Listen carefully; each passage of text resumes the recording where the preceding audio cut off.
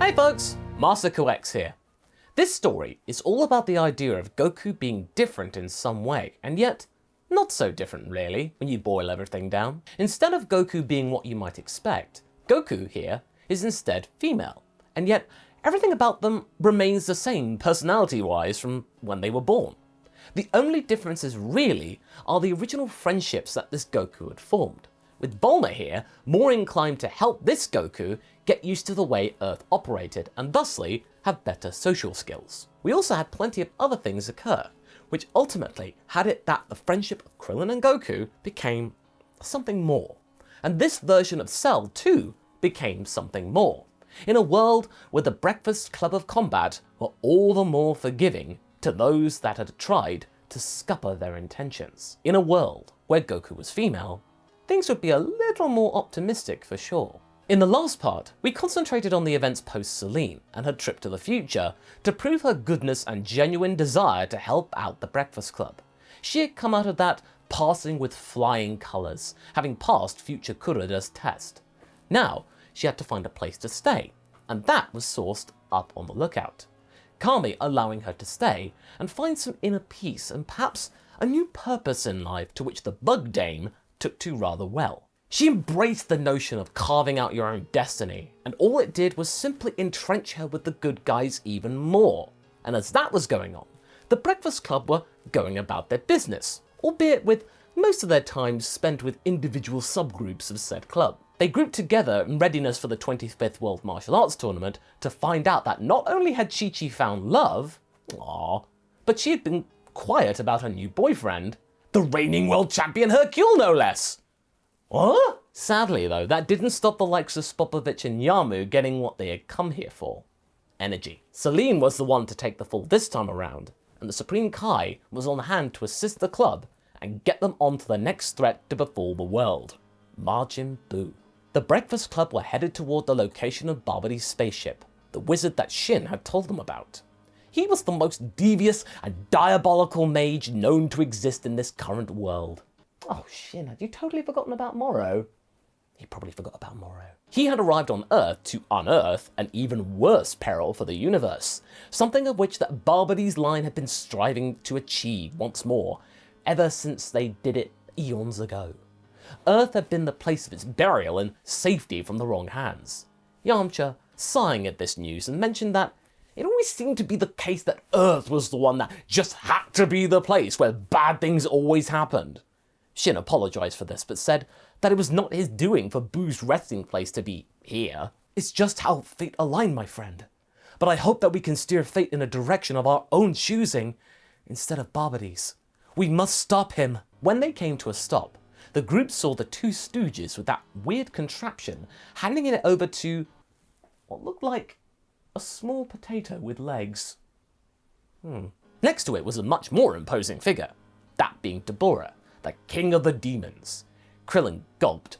Frankly, I'm more scared of that guy rather than that little one. Shin furrowed his brow. Don't be so sure. You have no idea what malevolent things Babidi can do to those that displease him. As if on cue, to prove Shin's point, Babidi did his thing and eliminated the goons despite them proving to be successful in capturing Celine's energy.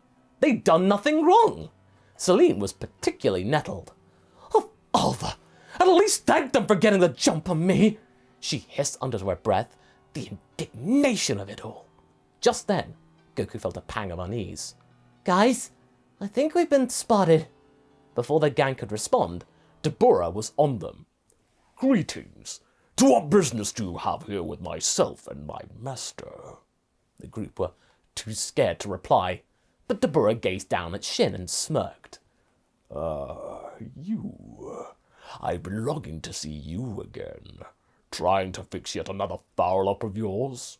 It's a miracle you still have a job. Surely you would have been replaced by now. Shin looked angry. Shut up! No matter, shrugged the demon. I'll enjoy this all the same. Dabura attacked, but met with resistance.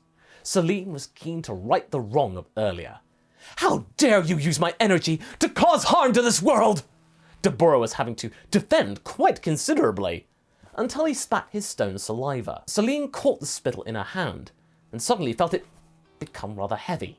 It spread across her hand. She panicked, and thanks to her instinct, she wrenched off her arm, clean off her body, and just in time too. If she'd done that a few seconds later, she would have been a statue.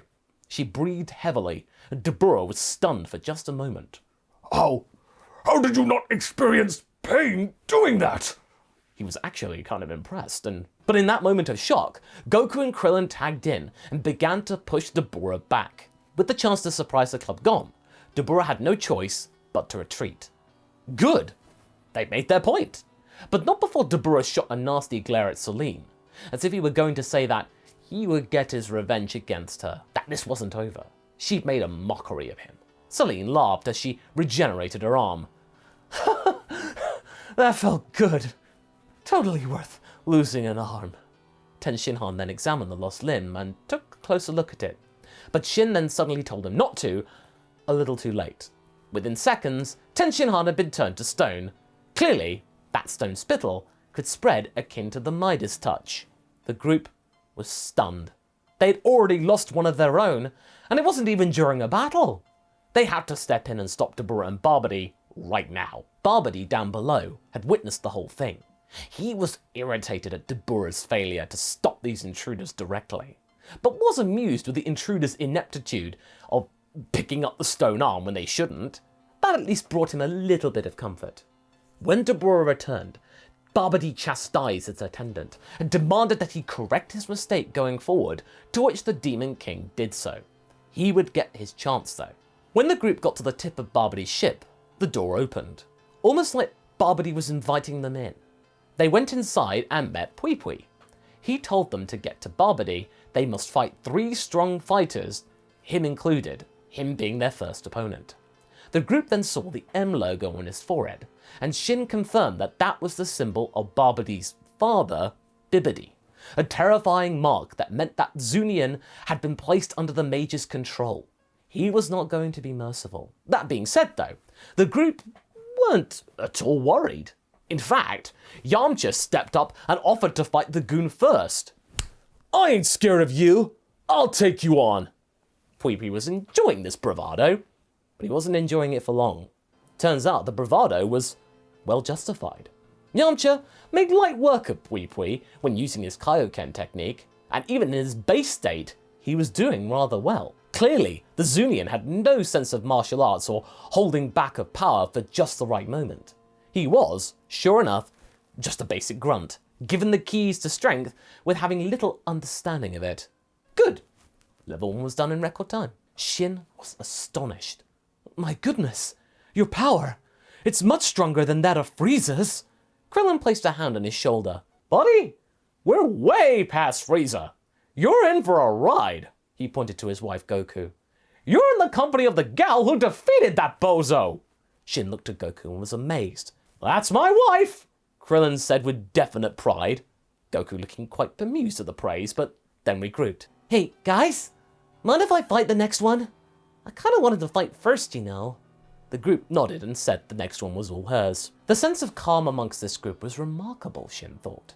Kibito, who hadn't been often in this story, spoke to Shin and voiced his approval. Maybe these people could wield the Z-Sword, my lord.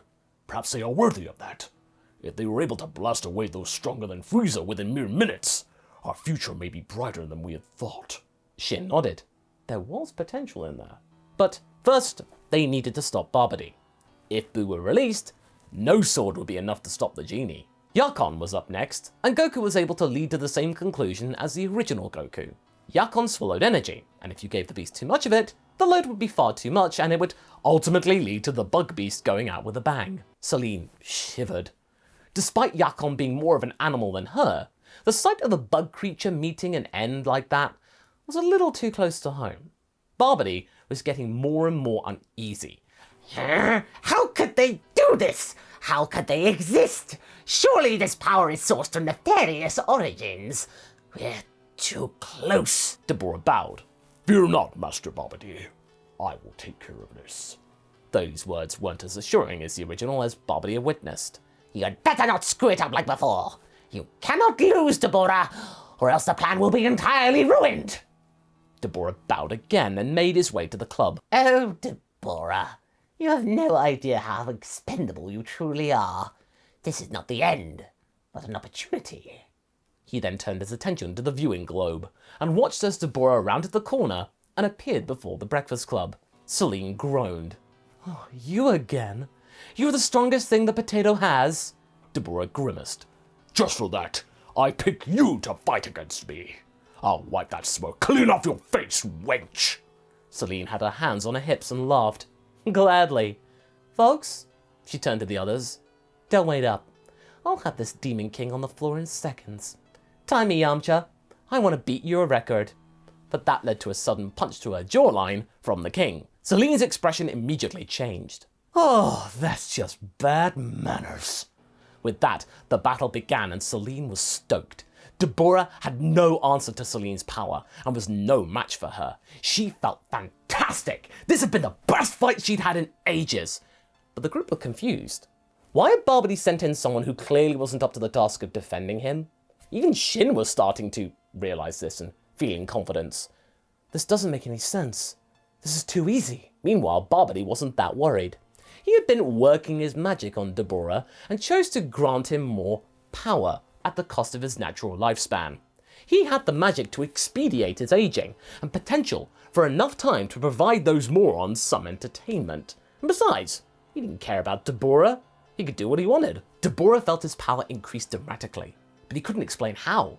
His form then changed, and now he looked more like he does in the Super Dragon Ball Hero series. A more demonic entity at the height of his power, and Celine now found him more of a challenge, and loving it. This is the fight I've been longing for. Folks, leave this to me. However, it was becoming clear that Celine did need help. They called for her to back down, but she resisted their pleas. I've got this! Just you watch! But Dabura was feeling incredible, and was able to meet her attacks, and soon enough answer back with stronger blows. Celine was openly struggling now, and refusing any help. Why? Goku couldn't take any of this anymore. Despite having fought before, she couldn't let her friend and ally go down like this, not when it was totally unnecessary. The group though tried to reason with her. Look, Celine's got this, Goku, said Krillin with focus in his eyes. Kibito nodded. I agree, Goku. I can sense Dabura's energy is fierce but fleeting. Babidi must have cast some kind of spell to increase his power at the cost of something. I can feel his life energy diminishing with each passing second. Celine just has to hang in there for a little while, and she'll be able to get to Babidi unopposed. You needn't help. Goku clenched her fist. Couldn't take it. Without a further moment to waste, she leapt into the fight and aided Celine. Babidi didn't expect that. Teamwork? Well, that wasn't good. He upped the ante, pushing Dabura's potential ever further, but it was starting to show some flaws. Dabura's power was mighty, but his body was starting to give out. Hadn't Babidi learned the lesson that Yakon was subject to just a few minutes ago? Dabura's body was starting to crumble and flake, like he were a statue. He was beginning to break, and before Celine or Goku could land another blow, Dabura exploded, sending the pair of them hurtling into the wall of the chamber and almost knocked out cold. Outside, Ten Shinhan came too, Dabura's magic waning, trying to figure out where the rest of the crew had gone. Oh, I'll tell you where. Down below, when Goku and Celine had gotten up, a furied exchange of words ensued. Celine tore into Goku for denying her the chance of having the most exciting fight to date. Despite her calming down in the years that followed the Celine saga, she still liked a good fight, and to be denied the chance to defeat the King of the Demons on her terms was the most galling experience she could imagine. Goku countered with her wanting to help one of her friends, as she couldn't bear to see her suffer and potentially be injured or worse, lose her life so unnecessarily. Celine then countered back. Really? Goku? I can come back from anything! You have no faith in what I can do! Haven't you learned anything? As the screaming match went on, Babidi was tearing what was left of his hair out. What was he going to do? He was too eager to push the fleshy Dabura to its edge, and now he had no assistant to protect him. He looked at the globe and saw Celine's pained and teary face. He concentrated for a second. Wait a minute. Something is off with this one. A being created from non-organic means, and Ooh, the turmoil in her mind right now. A mix of others. She's got quite the temper. But the discord is remarkable. I can make use of that. He began to work his magic whilst the Bug Dame and Saiyan were duking it out. In fact, it almost did come to blows between them. That is until Celine began to writhe in pain before all of them. She then powered up to her fullest extent and almost decimated the room that they were all occupying. When the light faded, what was left was a Celine looking surprisingly calm. Goku asked whether she was okay, to which she replied, "I'm better than okay, Goku. It's clear to me now. You've all forgotten what I was born to do, what I could possibly achieve. Perfection. You've all distracted me from my goal, to beat you all." What was she talking about? Perfection? Hadn't she gotten over that? Hadn't they taught her otherwise? This was almost like the time that they'd spent together all these years had never happened, like she'd reverted back to type. However, Goku didn't have much time to think about this, as they were all then suddenly transported back to the tournament grounds. Yeah, safe to say Celine didn't notice. Babidi, however, was jubilant. This one was far more potent than Dabura, and had history with this one called Goku. Celine, go forth and do my bidding! Make this fool pay for undermining you! And so the battle between Goku and Majin Celine, round 2, began. And that's where we're going to be leaving things for right now. If you like the story thus far, check out this other story, where Cell became a different person to type. And I shall see you in the next video. Catch you later!